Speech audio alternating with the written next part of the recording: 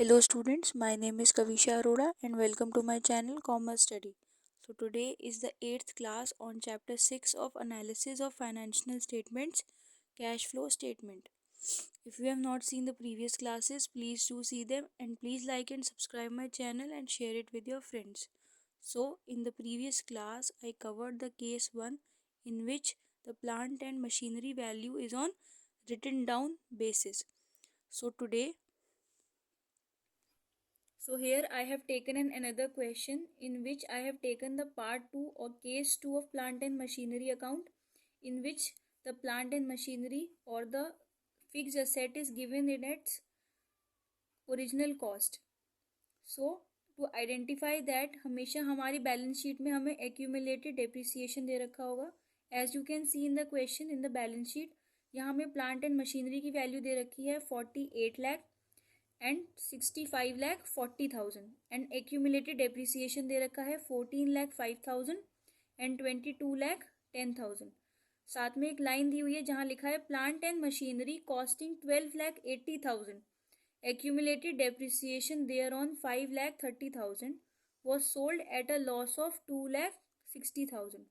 सो यहाँ हमें क्या क्या कंप्यूट करना है. सबसे पहले कि amount of plant and machinery purchased, sold and depreciation charge for the year.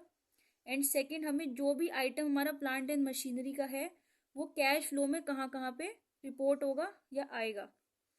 सो इसके लिए सबसे पहले हम लोग क्या बनाएंगे, accumulated depreciation account and plant and machinery account.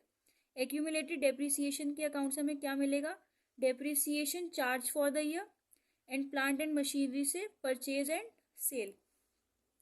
सो सबसे पहले हम लोग फॉर्मेट रेडी कर लेंगे. Cash flow statement of the company name as at 31 March 2016. हमने यहाँ पे कैश फ्लो स्टेटमेंट इसलिए लिखा है बिकॉज जो भी हमारे आइटम्स आएंगे वो ऑपरेटिंग और इन्वेस्टिंग दोनों में आएंगे. सबसे पहले हम वर्किंग नोट में आ जाएंगे. नोट नंबर 1 में हम क्या बनाएंगे, एक्यूमुलेटेड डेप्रिसिएशन अकाउंट.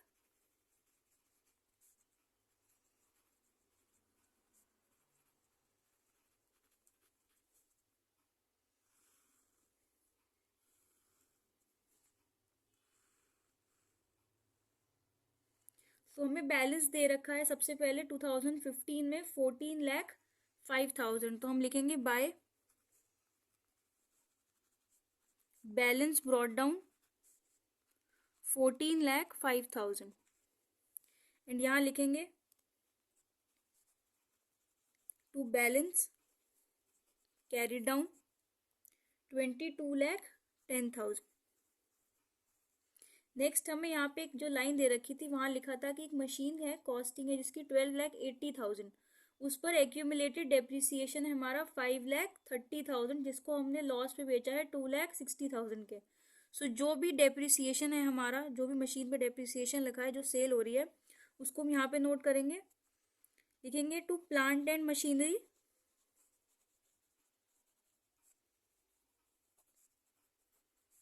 5,30,000. अब हम टोटल कर लेंगे दोनों साइड का.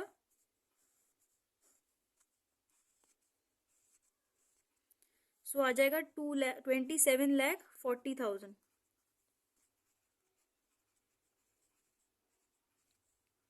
अब जो हमारा बैलेंस आएगा वो होगा हमारा depreciation charge for the year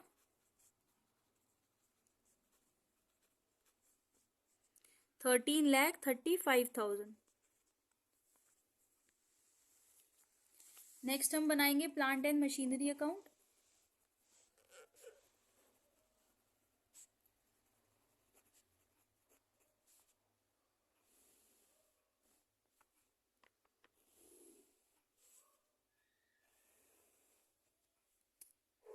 तो सबसे पहले हम बैलेंस डालेंगे.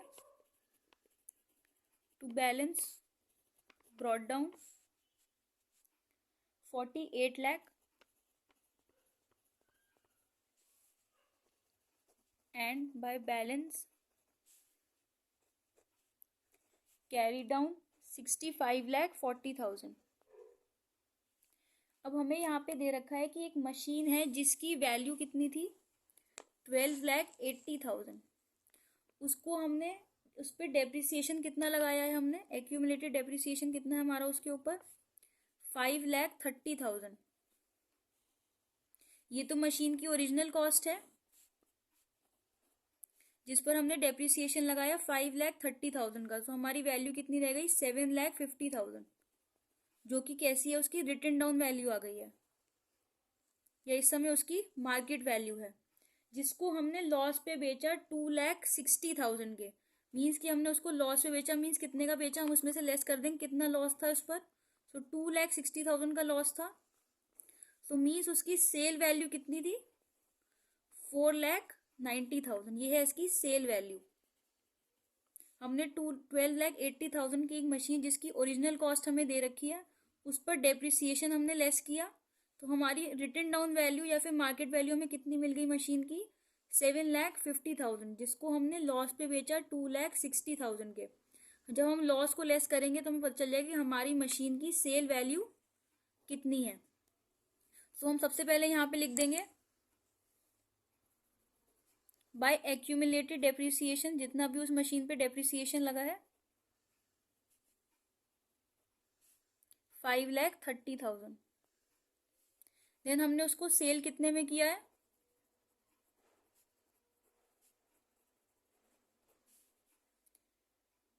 4,90,000। एंड हमें उस पर लॉस कितना हुआ,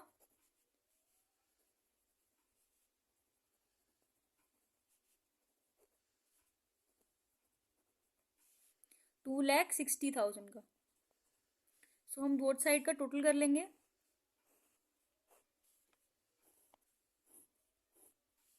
जो कि आ जाएगा 78,20,000।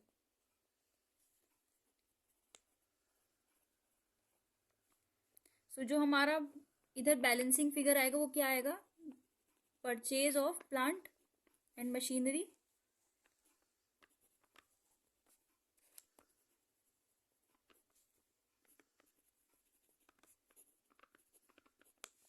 जो कि आ जाएगी 30,20,000। अब हम मूव करेंगे कैश फ्लो स्टेटमेंट पे, जहाँ पे हमें जो भी हमने चीज़ें निकाली हैं उनको हम पुट करेंगे। अब सबसे पहले हम लिखेंगे A, cash flows from operating activities.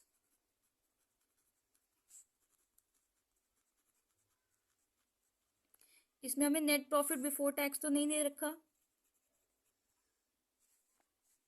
तो हम उसको डैश कर देंगे। देन नेक्स्ट हम लिखेंगे एडजस्टमेंट ऑफ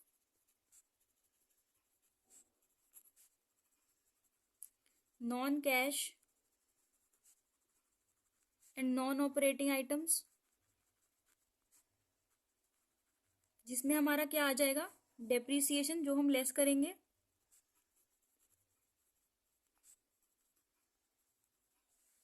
इसकी वैल्यू हमने यहाँ पे निकाली थी एक्यूमुलेटेड डेप्रिसिएशन में 13,35,000।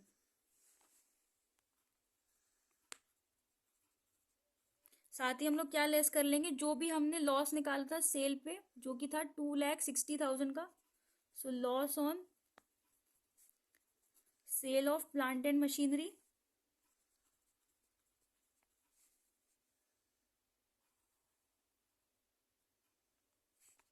सो इसकी वैल्यू आ जाएगी हमारी 15,95,000। अब इसके अलावा इसमें और कोई भी चीज़ हमारे को पुट करने के लिए नहीं है, सो हम लोग बी पॉइंट डालेंगे। अब cash flows from investing activities,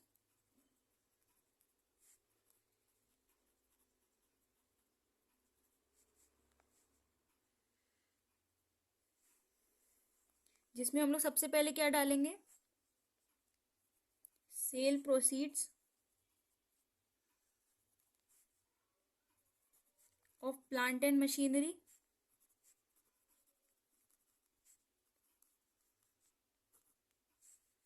इसकी वैल्यू है हमारी 4,90,000।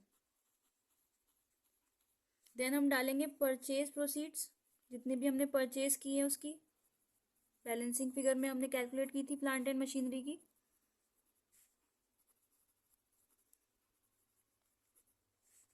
जो कि है 30,20,000 नेगेटिव बैलेंस। देन इसमें हमारी अब कोई भी चीज़ ऐसी नहीं है जो पुट करने के लिए रह गई है, बाकी सब चीज़ें हमने डाल दी। तो अब हमारा अकाउंट क्लोज हो जाएगा। आप चाहो तो बैलेंस निकाल सकते हो, वरना अगर आप ऐसे भी छोड़ दोगे क्वेश्चन को सो आपको फुल मार्क्स मिलेंगे, क्योंकि यहाँ पे आपको सिर्फ पुट करनी थी वैल्यू कि कहाँ पे कैश फ्लो स्टेटमेंट में कौन सा आइटम कहाँ कहाँ आएगा प्लांट एंड मशीनरी से रिलेटेड, जो भी आपने कैलकुलेट किया है। आई होप आपको क्वेश्चन समझ में आ गया होगा। It is all for today. Next class में हम लोग कवर करेंगे cash flows from financing activities. Then हम लोग उसके बाद लास्ट जो टॉपिक है हमारा फुल क्वेश्चंस जो होंगे हमारे पूरा कैश फ्लो स्टेटमेंट, जिसमें हम लोग ऑपरेटिंग, इन्वेस्टिंग और फाइनेंसिंग तीनों के यूज से हमारा कैश फ्लो बनाते हैं, उसको करेंगे। So thank you.